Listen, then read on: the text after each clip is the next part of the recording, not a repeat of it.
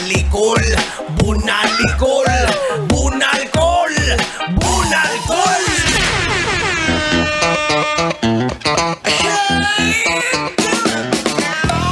Oras natin mga kabisyo! Walang pinagkaiba para din kagabi. It is now 27 minutes after 8 o'clock in the evening. How are you doing? Kamusta ang biyahe, Col? Okay pa sa alright? No. Alright mga siyempre mga kabisyo, sama-sama pa rin po tayo. Ito na huling hirit, ito na yung banat.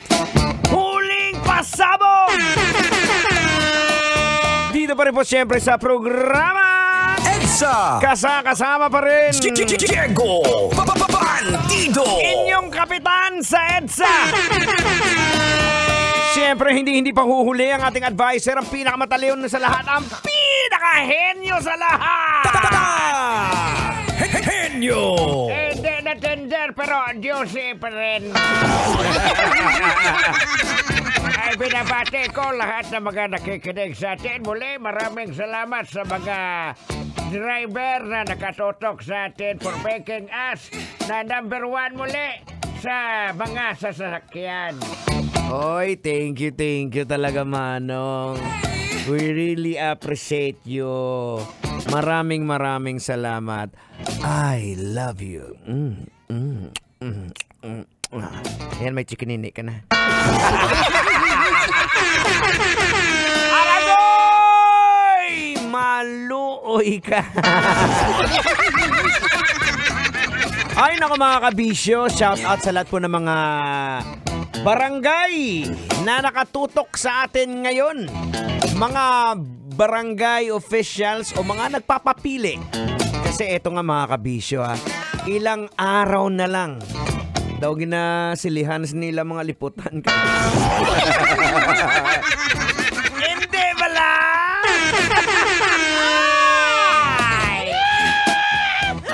Ay nako mga kabisyo, ilang araw na lang, ilang tulog na lang. Stop na ang pangangampanya. At eto nga mga kabisyo sinimulan na po ng Commission on Elections o COMELEC ang ginagawa nilang nationwide Operation Baklas. Ulitin ko Operation Baklas. Meron pong S, hindi po Operation Bakla.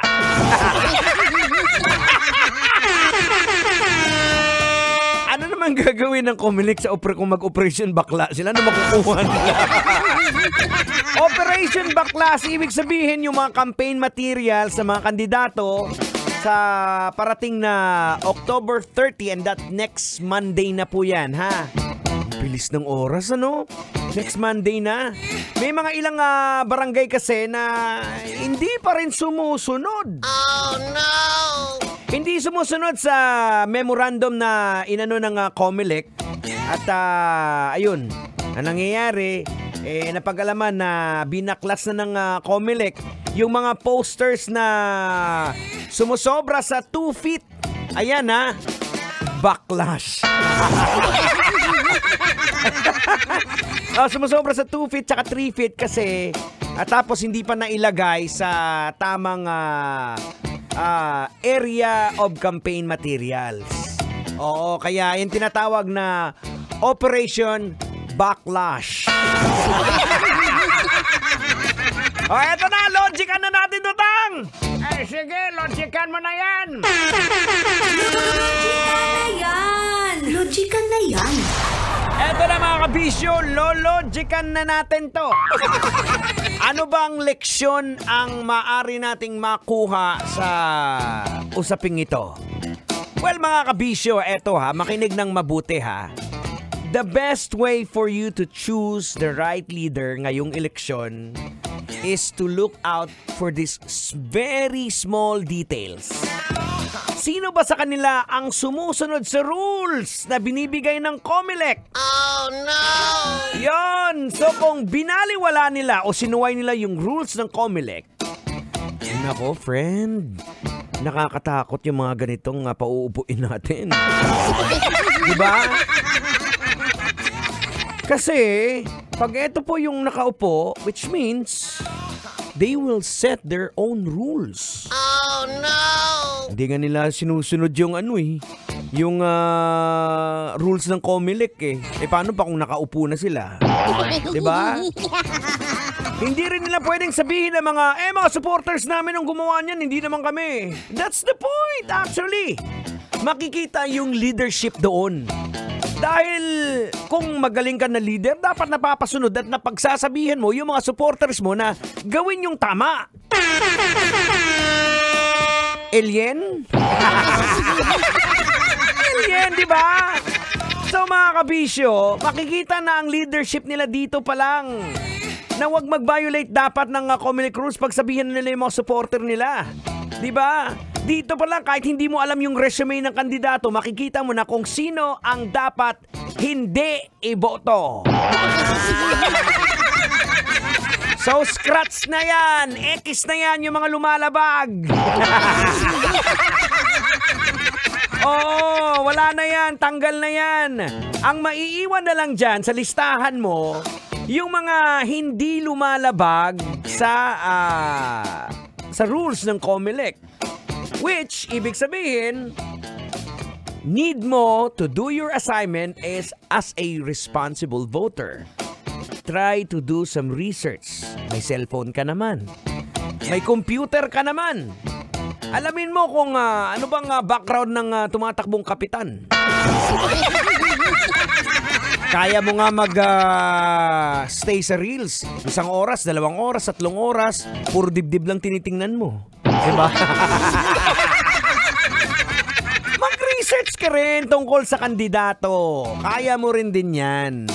Kasi imagine nyo mga kabisyo ako personally, hindi ko ipagkakatiwala ang isang barangay sa alam ko na tao na hindi mapagkakatiwalaan.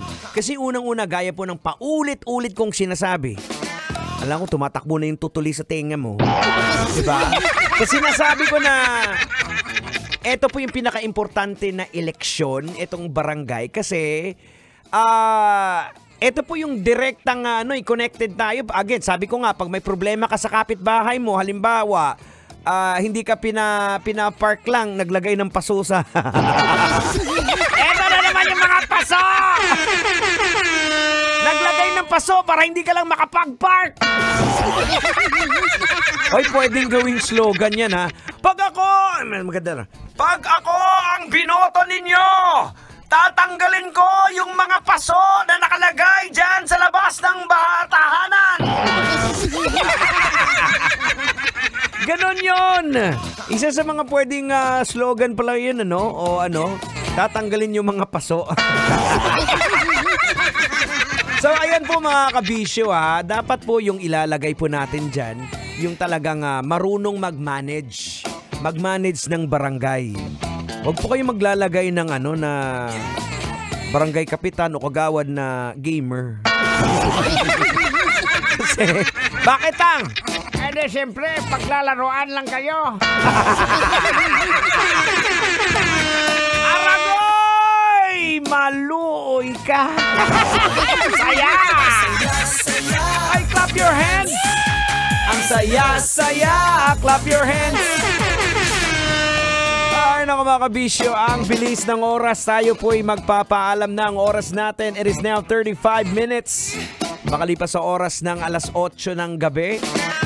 O yung mga umiinom ng gamot dyan baka nakaligtaan nyo baka makalimutan nyo Inumin na inyong mga gamot.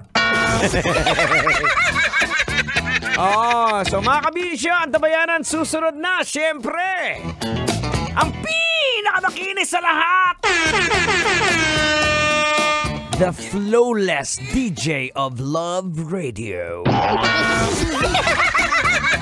Kung si Kobe Bryant ay Black Mamba, etong susunod ay Black Lion. The one and only. They consider him the Black Panther. Totoy Bato!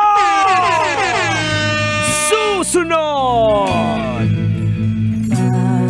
Panalangin ko sa habang buhay.